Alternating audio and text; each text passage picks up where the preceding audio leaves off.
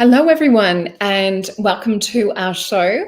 This is my first time using StreamYard today. So I'm Solreta Antaria. This is my beautiful friend, Russell Price, who I've known for a really long time. I think it goes back into possibly like 98, 99. So what, like 21, 22 years. 21 years. And look at us, 21 years young. We don't look a day over 21 anyway, so. I know.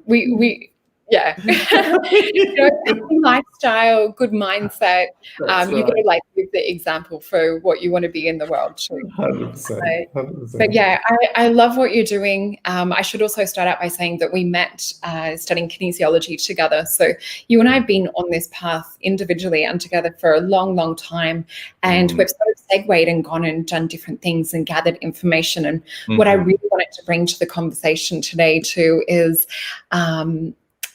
and I'm just checking. Hey, Ben, we've got Ben in here. We've got some other beautiful people in here watching as well. So if anyone did have some questions a little bit further into the chat, Russ and I really appreciate that, because we want to really talk about the topic of small changes, big impact. And because Russ and I did start together in kinesiology and then sort of go our own separate ways and, you know, take pieces from here and there. And I've studied a little bit of hypnotherapy myself, but not like you have. You've really gone deep into quantum hypnotherapy, and I know that you're helping people create amazing shifts and changes with your coaching that you're doing too. And I'm just so proud of you and so excited to see the impact that you're having on people's lives. And I'm really excited by your book. Did you want to maybe talk a little bit about what you're doing and perhaps like your journey as well? Yeah, thanks, Sol, and thanks to everyone who's jumped in. And I'm looking forward to your questions a little later as well. And also a little hello to everyone on Clubhouse. This is our first time kind of streaming both on StreamYard and Clubhouse. So we're all learning, we're all joining in this together. So yeah, thanks for the intro, Sol. And as Solreta said, we met, probably in the around 1999, 2000, I think. And we studied at magic school together and doing kinesiology. Hogwarts. We did Hogwarts before Harry Potter was a thing, for sure. And all of the, the crystals, the tuning forks, the healing essences, etc., etc. And I taught at that college for a number of years as well. And then at a certain point, and I'll give you a bit of my background for everyone and what happened with me. I got to the point where I felt like I developed a false identity as a teacher, and I wanted to really test everything that I'd learned and find out what was actually real and what worked cross-culturally and with different groups of people, especially around the world. Because, for me, it's very easy to be spiritual when you live in a monastery. Everyone kind of speaks the same language. Everyone understands tuning forks and chakras, etc. But what about people in Africa? What about people in Saudi Arabia? What about people who have never heard of these kind of things before? What are the actual principles and the very small things that will make a big impact on the most amount of people? Because, I'm sure we've all had the experience of trying to talk maybe chakras or with your mum or your auntie or your engineering uncle, and they've just kind of rolled their eyes and they don't want a bar of it. But where are the places that we can enter where these things make sense? Oh, I've just had all the doors blow open in the house, actually. That was that little... Wow. So something wants to come through at any rate. Yeah, interesting timing with what you're talking about. Totally. And so what I found was, and I've been on a big search for what are the principles, what are the tiniest bits of what's the difference that makes the difference? Actually, it's a lovely phrase from NLP, which is one of the things that I've studied. Is what's the difference that makes the difference? And I'm just going to pause you for 1 minute while I go and shut the door. So I just want to say a big thank you to all of the people that are logged into chat right now. This is our first StreamYard live stream, and we really appreciate you all here.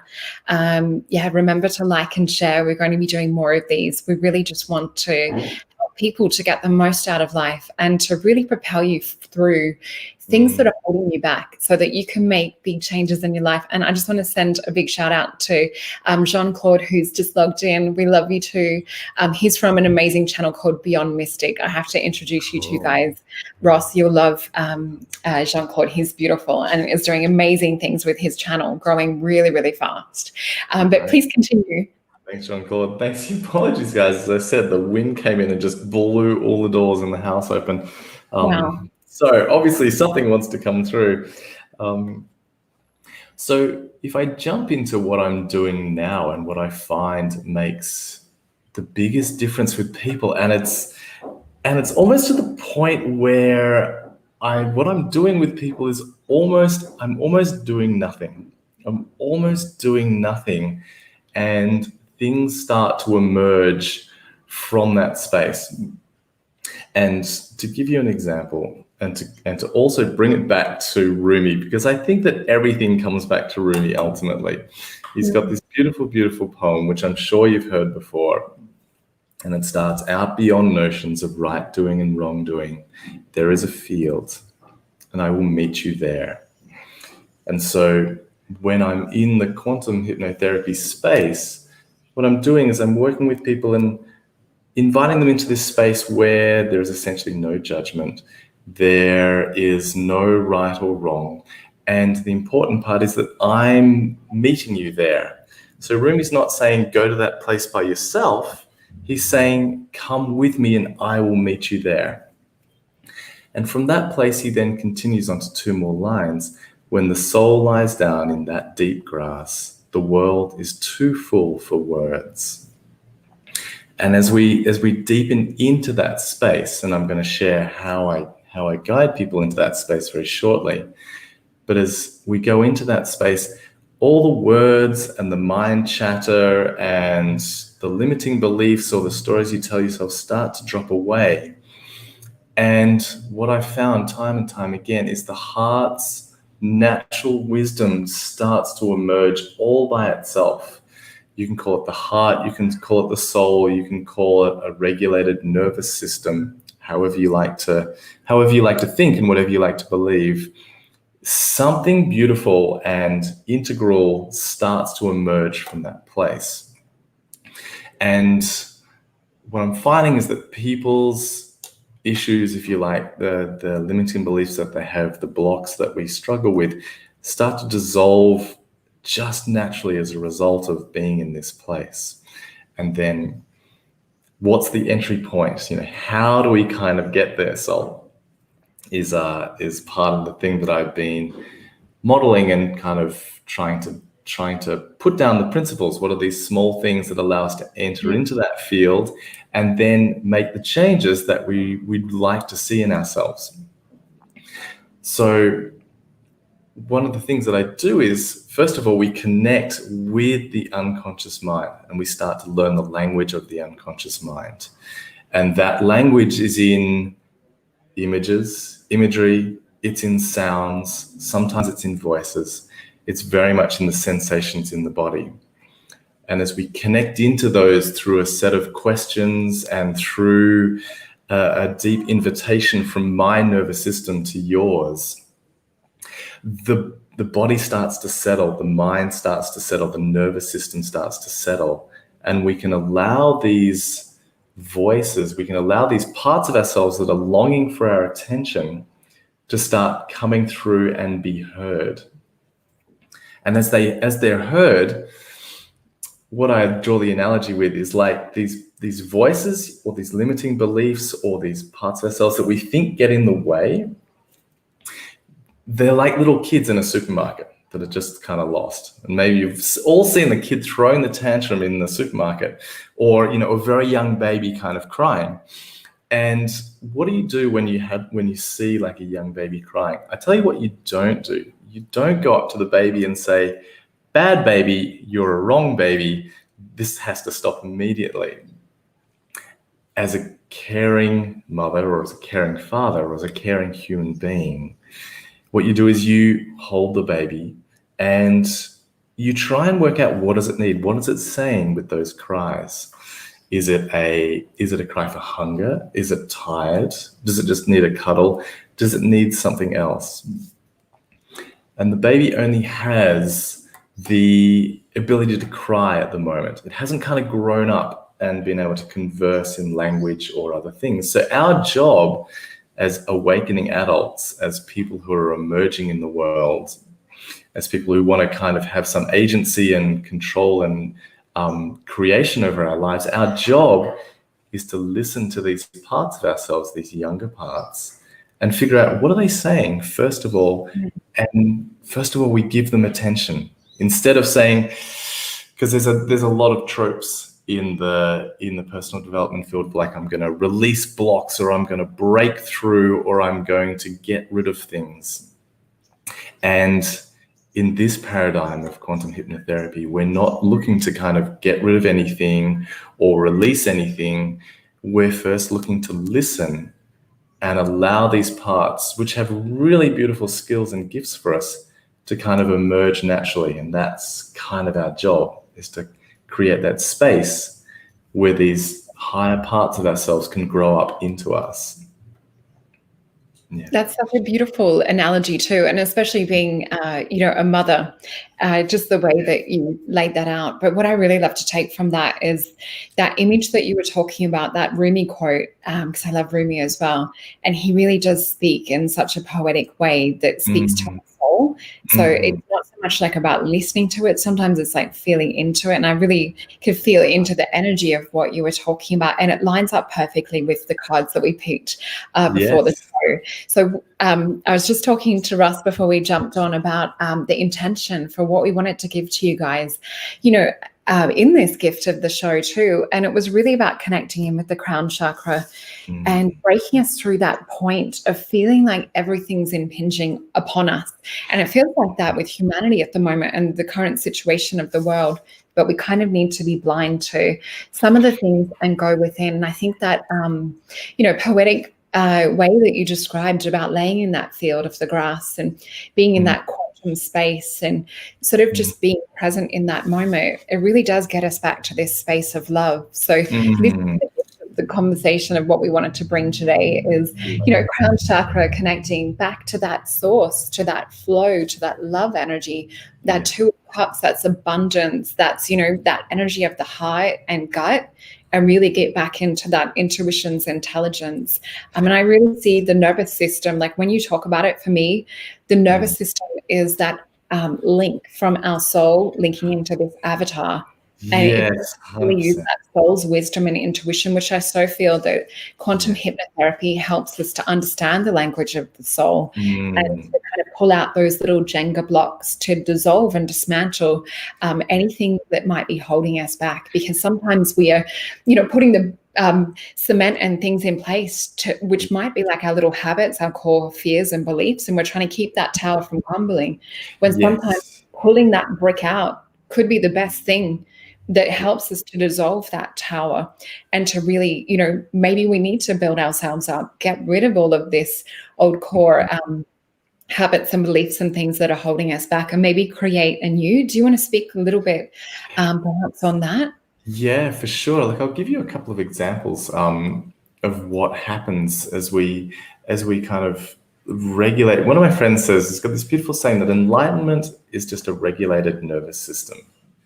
And I love this. I love this sense of like when you're, we've all had the experience of like meditating or having had a sound healing or some kind of profound experience, and your body, your breathing, it's just calm. You have this feeling of being calm yet energized. And it's from this space, I think, that the inspiration from the crown chakra can start to enter in.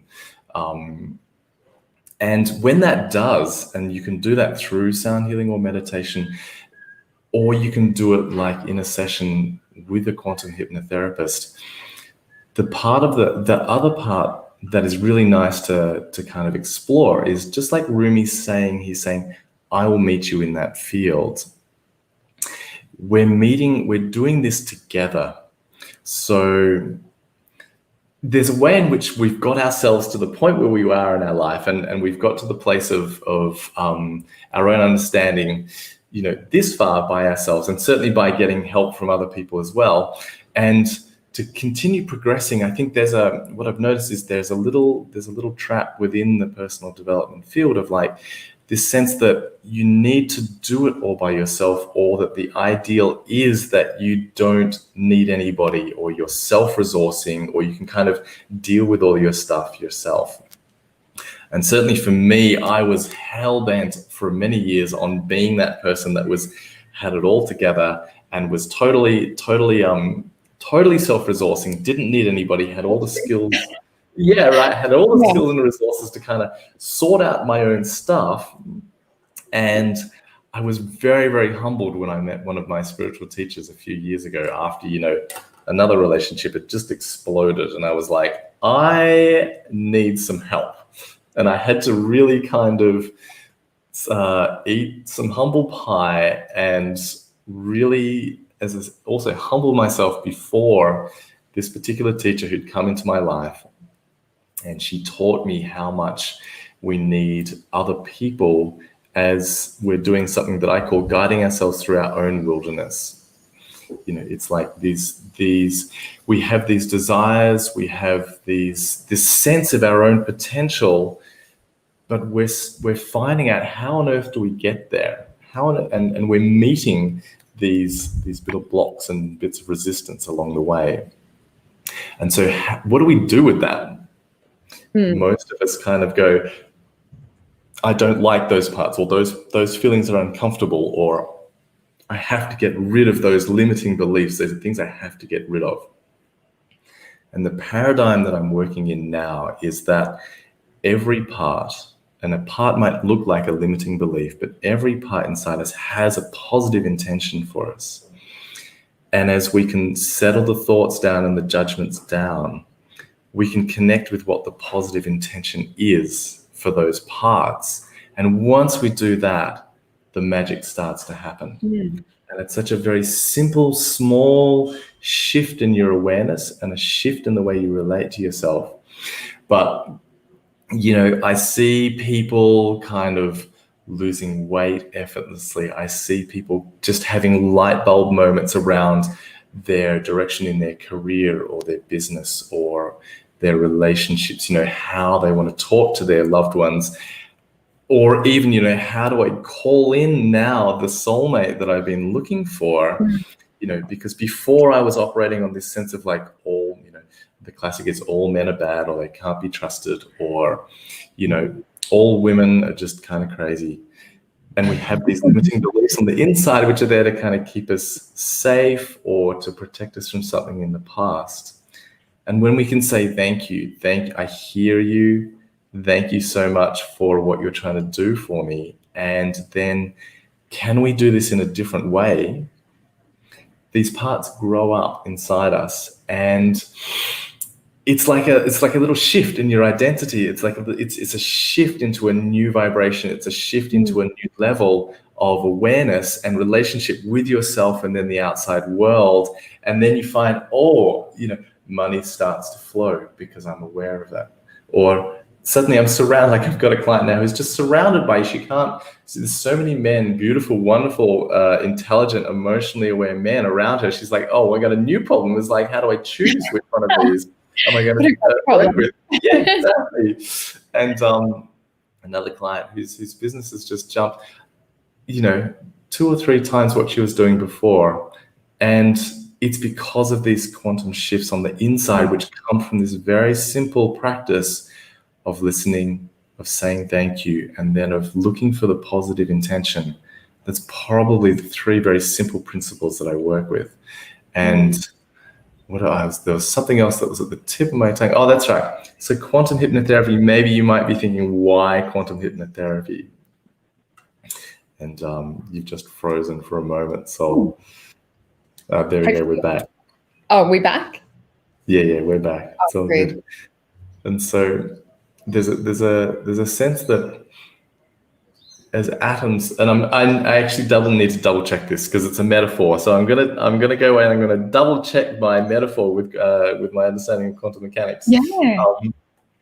While you check that, can I just mention too, when you're speaking, it's almost like spirit is painting pictures. So the way, I guess, if I could visually represent like what you're talking about with the quantum hypnotherapy and being an attraction to that positive intent, I just think of quantum entanglement on a physics level and think about, with our thoughts and our beliefs and that perpetual energy that we kind of put out day to day, instead of going into that quiet, peaceful moment, it's almost like we become entangled within like our own web of belief systems and things. And when we pause, it's almost like spirit can kind of start to release or lift these veils and these cobwebs. And then that which we desire, we're able to bring a lot closer, and we're able to sort of start, building that positive energy towards that. And if we look at that and vibe it up to more of like a macro level, like if our individual unique self is the microcosm and we look at it on a macro level, that's, or even in the brain, if we look at it in the brain, we're choosing which synapses are firing and what goals we want to align those little neuron networks to start firing towards. So what you were saying, like with relationships and things, putting that positive intent into the way in which we desire to feel or what experience we want rather than what we've had in the past, you're going to just start to put less attention into what you've had and actually put that focused electron energy and neurochemicals, because we want to invoke that feeling and emotion with it to make it more intense, to make it more powerful, to kind of solidify that ropey neuron network, and make it really juicy. That's going to start to create that change. And that's one of those like little small changes. I just wanted to paint that visually. Does that sort of vibe with what you're saying? Love it.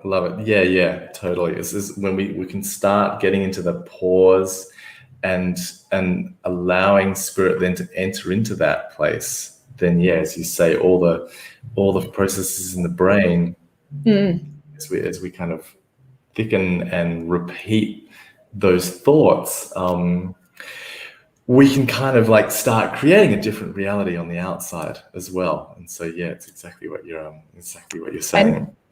And check out what JC's just said in front of you. You just watch it. It's all happening. And JC's so onto it because Russ also used to teach Qigong as well. Amazing things in life. So you're probably picking up on that beautiful energy and flow that he has. And you can just see how that comes across in your healings. And, I've been lucky enough to receive healing from you as well as kinesiology. And I highly encourage anyone that is really vibing with what Russ is saying and really picks up on that energy and feels good in that to book a session with him. I know that people can connect with you on Instagram under, is it Rusky? You're under Ruski _love. That's right. RUSKI_love. And you're also under Russell Price on Facebook, so people can connect with you there. I highly encourage people to go and follow Russ because he does put up videos. So, you're going to get these packets of information and, I follow and I tune in and I like wait for your little nuggets of gold. And it always is relevant to whatever I'm going through at the time. But sorry, please continue. Just want to make sure people knew where to reach you. Thanks, Solreta. I really appreciate that. One of the things I've been exploring really is some of the gaps in the personal development field, or the new age field of like a lot of things that we get kind of told, which can be useful at times, but then like this kind of sense of like taking responsibility for yourself or having to, I think at a certain point, like taking responsibility is absolutely necessary to kind of move us out of victim mode and into being sovereign people, sovereign individuals, sovereign beings. And then at a certain point, when you start to, it points to that little trap of like, well, I'm responsible for everything. I'm responsible for everything. So I'm responsible for my healing. I'm responsible for being the person I want to be. And we can get a little trapped inside of ourselves. Like that chap I was pointing out before of like, I have to be independent, resourceful, not need anybody because I'm responsible, right? At a certain point, I think we can move beyond that into the notion of, well, yes, I'm responsible. And if I can be nested within a community of people, if I can receive help and do the work with another person so that we can jointly be responsible for bringing my goodness out, that we can kind of share that responsibility for awakening everybody. And that, I think, is where more of the magic also lies. It's this sense that, as Ram Dass says, we're all walking each other home, and to kind of sit there trying to figure things out, as I did for many, many years, thinking, well, I'm going to meditate my way out of this, and I'm going to write out all the belief change things, and I'm going to say all the affirmations, and I'm doing it. I'm trying to do it myself because, yes, I'm taking responsibility, but I'm not allowing someone else to kind of come in and help me guide myself through my own wilderness. And that's the really exciting piece that I'm one of the many exciting pieces that I'm jazzed about. It's like, how do we do this together with each other and really support each other going forward? So and that just, I mean, that's mine and your experience too in coming together for not just like, I know that you and I have been on this learning path individually, and we will ebb and flow and come back in and out of the country together. And this is where, like, I love this conversation and I love what you're talking about, because when you have those around you and there's that supportive energy and you have that sense of community, because we are communal beings. We come into this earth by ourselves and out, and we don't, we come through our mother, which is that portal. We're born into community. And that's the thing that's being kind of discarded or shed, is that tribal living situation. And we saw that so beautifully represented at Uluru with this shift that happened on the 21st of December, is that we are really coming and shifting, just not just intentionally, but with our intuition and with our heart back into everything that's being kind of like trying to be imposed upon us by certain type of society at the moment, that segregation and that division. But those of us that are on this path and people that are populating this chat too, we feel that sense of community, this sense of wanting to reconnect, not only just in the heart space, but having that that love and that support of the community around us. And, together we can all thrive. It's really not like about having to worry about people, or being in that competition. It is that, no, we can help each other and assist. And I think, the way that you and I have conversation, I always learn when we chat, even if we're just having like a casual chat. It's like we might be having the same thing at the same moment. And there's always like that little light bulb that I take away from it. And I just, with this intention, when I said to you about, let's do a show on, small changes, big impact. For me, the vision, and this is ridiculous, and I know I've told you about this, but for me, what was that linchpin for me was, for probably about 5 years, going, I just want a dishwasher. Like, the problem with the dishes in my house driving me insane and going, it's holding me back in every area of life. I could be like doing work online. I could be getting this done. Life would just flow and be easier. And so after about 5 years of telling myself this story with the dishes day in, day out, and being frustrated with it, I just went, you know what? F it. I'm going to go online. I'm going to buy a little dishwasher, and it's going to be a countertop thing, and I'm going to plumb it into the sink myself. How hard can it be? And from the probably like 10 minutes it took to find the dishwasher, get it delivered, maybe like a couple of days later, go down to Bunnings, the hardware store, and buy like a little mixer tap to attach it. It took me half an hour to install. And that was that small change after 5 years of this massive energy and cloud. And it just gets me thinking, what else am I sitting on? What else is it that mind is going, oh my God, I can't stand this? What is that perpetual drama that could be fixed by like something just coming in and changing. And that's what I'm thinking is that's that linchpin. That's that thing that's made so much flow in my life. I've got so much more time. I'm not using and consuming this mental energy towards this. Or dreading like having to do it. It's become a joy, not quite a joy, but it's so much easier than what it was. Is there any tips and tools that that sort of like apply from a quantum hypnotherapy or anything that you've experienced that kind of relate to what I'm speaking about? Really good question, Sol. I often, one of the best questions I've heard from a friend of mine who said, what are you tolerating? And you might want to ask yourself that. What in your life are you tolerating? And to go from there, because that will kind of give you a clue as to all the things that, you know, you might be putting up with or basically tolerating, but they're like these little vampires on your time and your energy. And to kind of bring those into the forefront of your mind and then do something about it.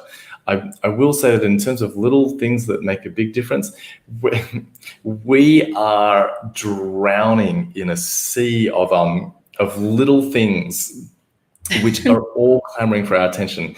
Anyone who's got an iPhone or an Android phone, it's all over. I'm sorry, you know, you've so many little things coming in all the time that we have to actually now make the time to actually disengage from things like this and to put some time and attention into questioning, all right, what is it that I'm tolerating? Am I tolerating doing the dishes when, as you said, it could take me half an hour to save me like 5 years of like 20 minutes every night washing the dishes. That was my entanglement. That's my entanglement. How many dates could I have gone out on that time? Yeah.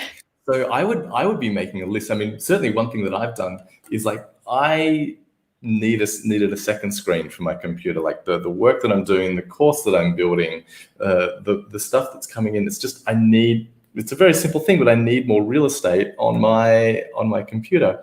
It's taken me I've tolerated that for 2 weeks, and it's been driving me nuts. And then I dropped into a shop. I knew what the screen. I asked the guy, "Can you get a screen?" I live in Bali, so things are a little more difficult to get in Bali.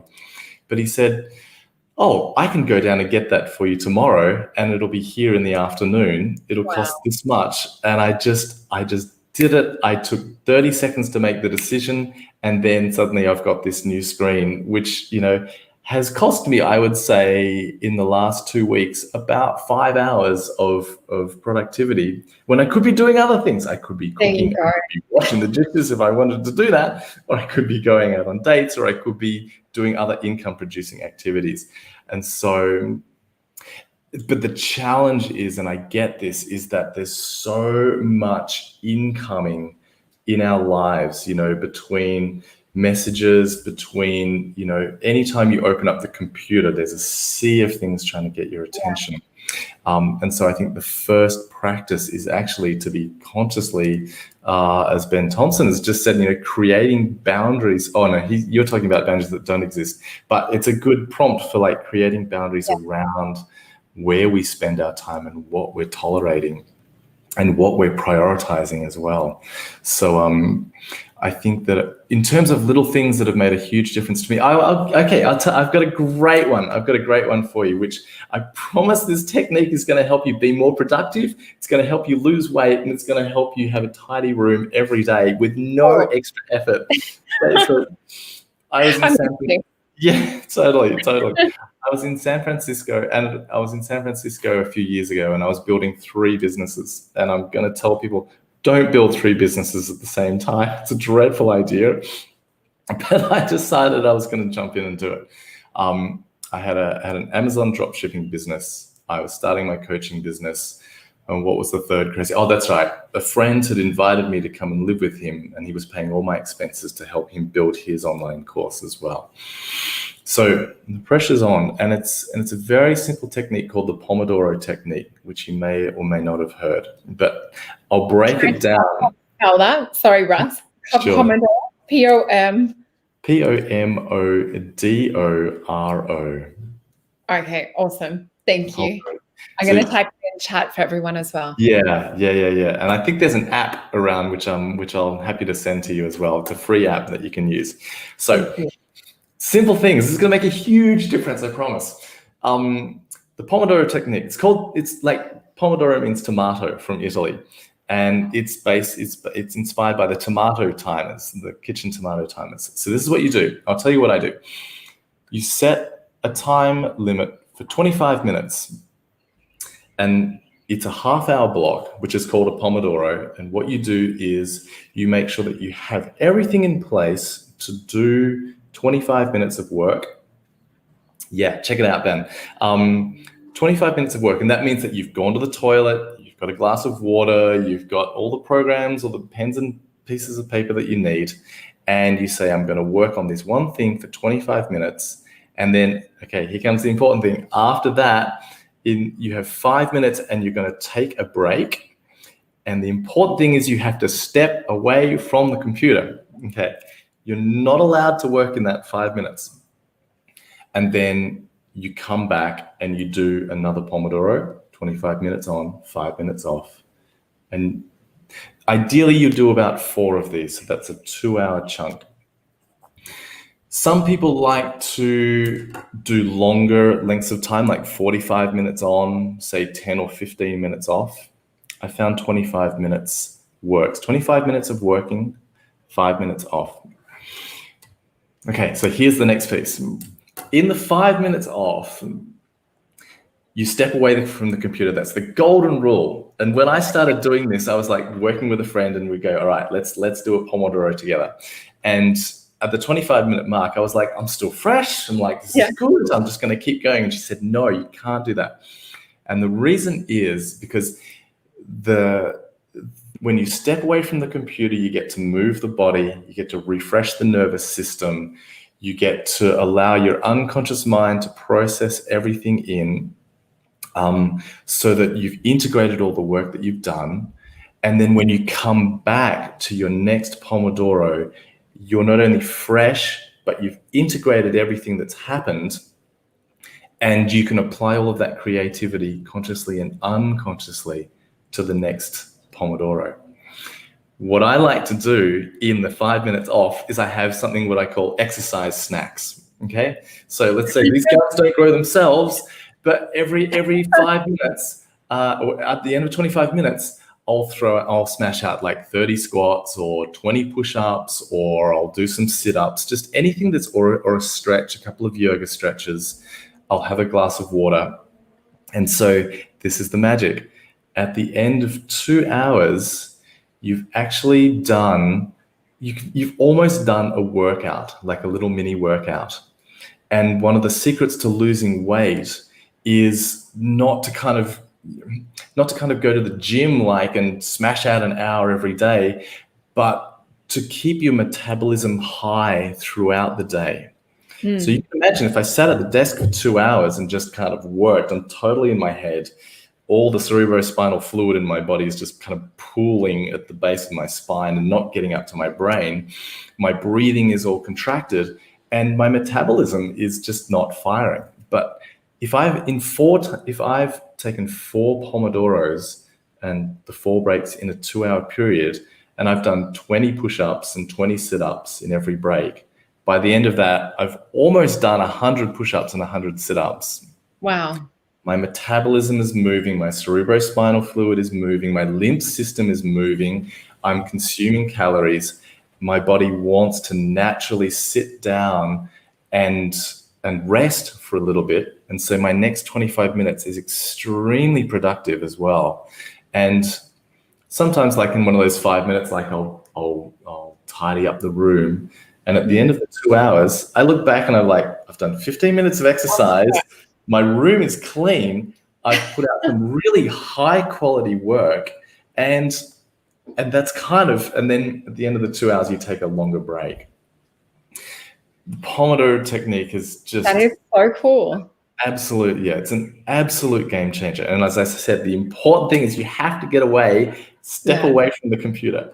And it's really tricky at the start. But the other reason is if you keep pushing through, say for an hour or an hour and a half without taking a break, you're consuming your nervous system resources. Mm. Your nervous system is the most important resource you have, and you can put energy back in by attending to the body or meditating or doing some deep breathing. But we just don't do that when we're in our heads on the computer kind of doing that thing. So in terms of little things that make a big difference, Pomodoro Technique, hands down, has been, I mean, I got my abs back from doing the Pomodoro Technique in San Francisco. It was just like, this is fantastic. And I was working, getting all this work done as well. That's so cool. And it sounds really good for someone that's a little bit ADD or ADHD, like myself. I just wanted to say hi to Dal, who's watching. Lovely to see you on here as well. That's Evan's mom. And yeah, I wrote down like a couple of notes as well before we started. I just want to make sure the vision that I have and the image that I was thinking about with this show too is what you're talking about, like with Pomodoro as well, is kind of that snowball effect rolling into an avalanche. So it's like, bit by bit, it's like, doing the 5-minute ab exercises with maybe like 5 minutes of,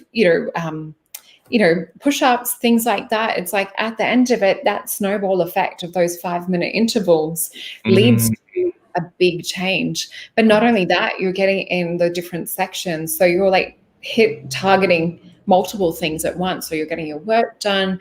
And that's also engaging that right-hand side of the brain, that creativity, which is the part of us that needs to be engaged often in order to not be bored. And this is the part of the brain that taps into the intuition. So we're going to write from a much more creative space too when you're engaging in this kind of activity. Is there anything you want to talk about to do with the brain? We have kind of like about 15 minutes left as well. I just find for those of us that are ADD or ADHD too, we have so many ideas and inspirations. And I know myself, I use supplements and things to try and keep this in check. And you know what I'm like being, one of my good friends too. Is there anything that helps to kind of stop with the distractions as well as Pomodoro? Right, to stop with the distractions. Okay. Well, if it's distractions that we're focusing on, and I'll get to the people of us who are ADHD and have heaps of like just what are we going to do with all the creative thoughts that come through as well? What are we going to do with all the thoughts that we're channeling, that we're downloading, that need to find a home in the world somewhere instead of like rattling around in our head? But first of all, if we talk about distractions for the moment, from a quantum hypno perspective, the distractions are actually our unconscious mind, our nervous system, our heart or our soul knocking on the door and asking for our attention. So again, these are like the babies in the supermarket that want us to listen to them. And what I found time and time again is because we label these distractions as bad. Yeah. And I just did a session with a person just a couple of days ago on this very, very thing. And when we actually listened to the parts that were trying to distract her, it turned out that ultimately they wanted her to be happy. They wanted her to be her best. And we asked her higher self, what are all the other ways that, you can be at your best without having to create these distractions?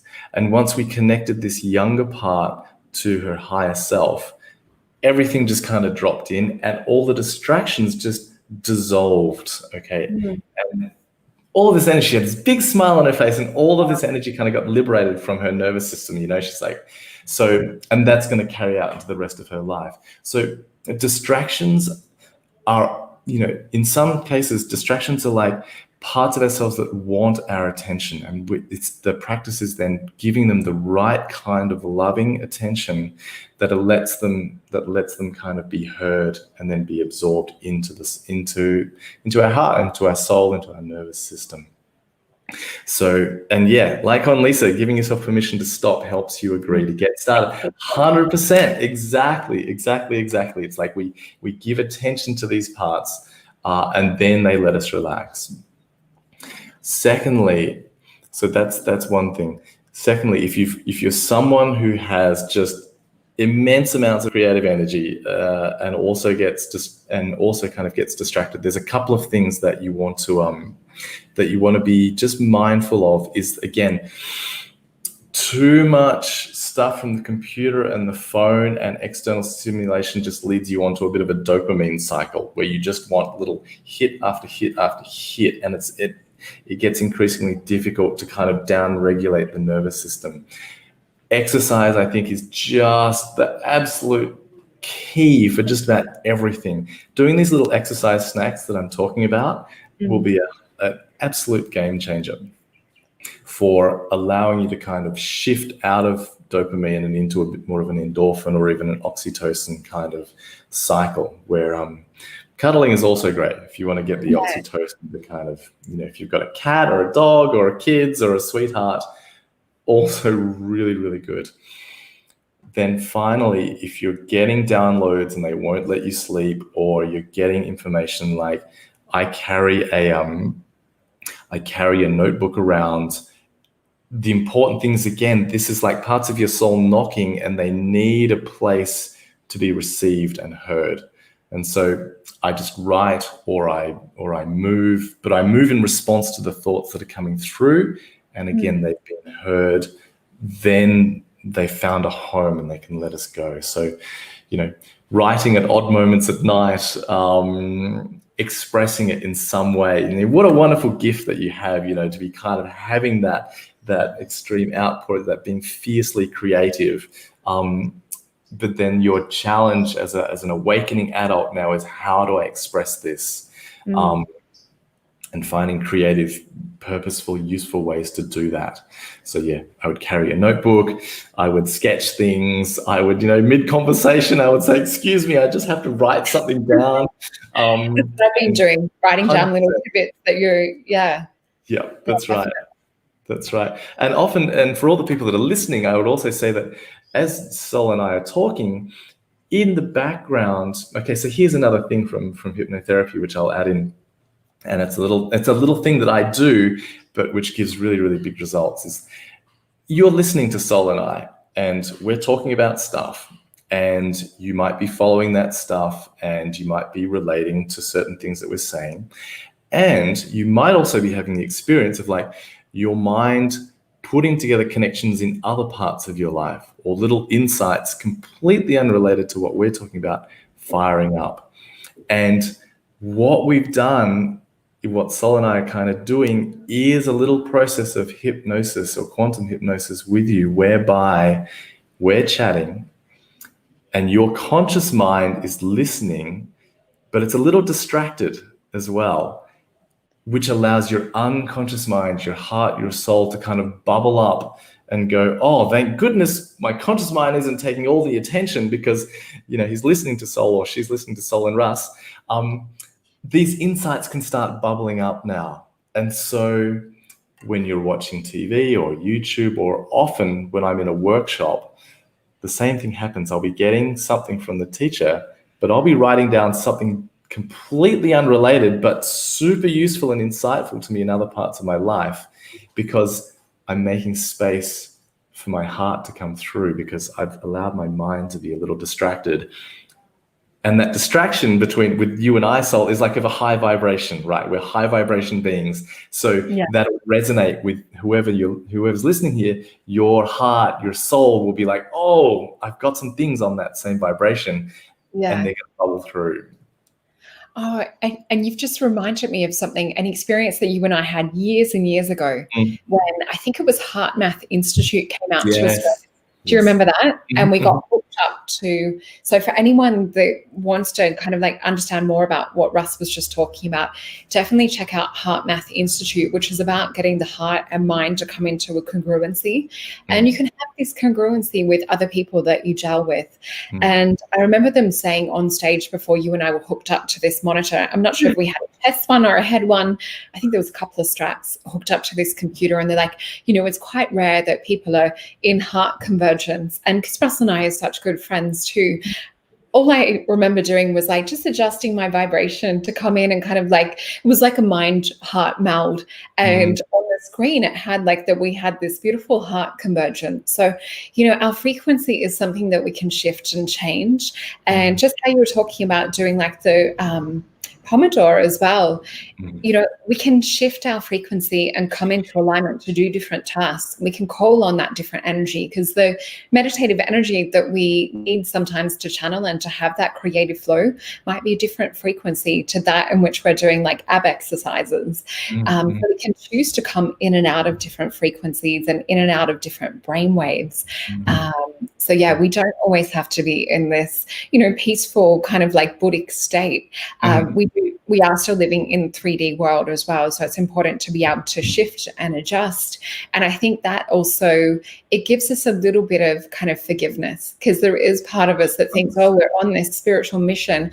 We have to be like meditating on top of a mountain for enlightenment. But it's actually about bringing that wisdom, that inspiration here. And I think, the tips and tools that you've shared with us today are such great ways to be able to action this into physicality and to really kind of like dedicate looking after ourselves essentially on such a a variety of ways. Yeah, thanks, Solreta. And I really appreciate you kind of bringing it back to, the 3D as well. It's like, and just kind of forgiving ourselves is so important. And I think we can get this ideal that I have to be in this Zen Buddhic state all the time. And the reality is that life is messy. And secondly, life is much bigger than us, and much bigger than any technique or belief system or kind of path. And then thirdly, I'm sure everyone who's listening to this is interested in growing and wanting their heart to emerge and come out into the world. And as you do that, you will naturally meet all the places that are challenging or that are incomplete or that you've never been to before. And so by your very desire to grow, you're going to meet all the places that haven't grown up with you. And to, as you said, forgive yourself for not being this Buddha. And then I think my practice is just to really celebrate my humanness, my messiness, my I don't know-ness, and together, we're guiding ourselves through our own wilderness, this wilderness of ourself and the heart's desire to emerge. So, I think that's part of like why I love these organic conversations with you. And that's why I wanted to share it on screen too, because that's something that you and I share. Like, we are very open with each other. We're able to have conversations and just be real and to be honest and to share that. And I love that I can just be this open-hearted vulnerability, tell you exactly how I feel, what's going on for me. I can be weird. Right, the same. It's that like meets like, and that's part of my community that I love.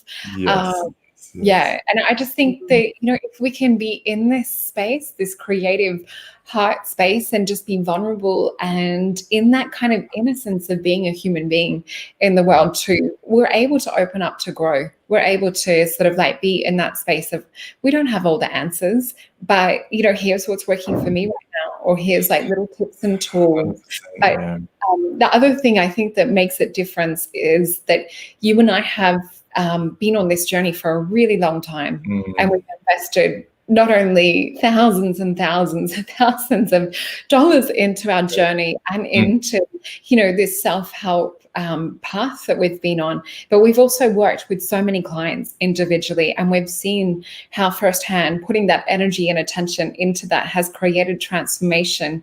And I think for you and I, that's what keeps us going. What keeps us on the path. It's such an amazing journey, isn't it? What we get to do here. Totally. And And for anyone listening, and totally. For anyone listening, I would say again that question of what are you tolerating, and to reach out to myself and soul if there's something that you need some help with that you can't do by yourself, or that you're sitting with and thinking that I need to work this out by yourself, when in fact, and I know that Soul has just a vast array of tools and insights as well to just kind of buy the dishwasher for your soul, you know, and just kind of sort that thing out and allow, because you've got so many things that your heart is wanting you to do and to feel and to experience. And it's like, why would you not just invest some time with somebody like Sol or myself to just repair and welcome in and assimilate that part of yourself which is knocking on the door, and then just allow that change in your life to occur so effortlessly and naturally. And from there, life changes into a whole new level. It does. And I think that's such a perfect way to wrap it up too. I can't think of anything more perfect just in the way you've packaged that. So I know that we had someone, I think, was wanting to find you on Instagram. So I'm going to type it in. It was Ruski, RUSKI _love, was it? That's right. Yep, that's the one. And so that's where you can follow Russ on Instagram. We did also put up the link on Facebook before. So this is the Instagram link. I love your photos. I love your sense of humor and seeing what you get up to in Bali. And Bali is very dear to my heart as well, because you and I are quite into the food. So, highly encourage people to go and, just not only... it's not only learn from you, but you have just such a healthy, beautiful influence. And I love the purity of that. It's really inspiring, and it just helps me to be that reminder to myself too of, just let the freak flag fly a little bit. It's okay to be like a little bit awkward or a little bit vulnerable or a little bit, weird sometimes. And I think that's where the magic is. And I think that's why you and I have always vibed, is that magic that we started in that Hogwarts college, that kinesiology college for energetic sciences, and then going on to study sacred sciences like we did. And I think that's what you do. I think that you just bring this magical essence to the world, and I just love what's unfolding for you and seeing you do your thing and hit success and just have amazing clients. It's so inspiring for me to watch you on the journey, and I'm so incredibly proud of you. Thank you. I love you so much. It's so love you too. Really beautiful. Thank you for having me. Thank you to everyone listening for your time and your attention as well. I appreciate that. And please be in touch and let's continue the conversation. Yeah, well, I'm sure that I would love to have you back on, and I know that there's more conversation to be had around this. So for anyone watching, if you would love to see Russ back on, please also share. This is something that we both just wanted to kind of gift to people to help, especially in these times. If we can do anything to make this journey feel more lighthearted and a little bit easier and help people kind of release themselves from their own entanglements. I hope that this little spark just helps ignite a fire within you today. So thank you everyone for watching, and please go follow Russ as well. Good. Ciao. Take care. And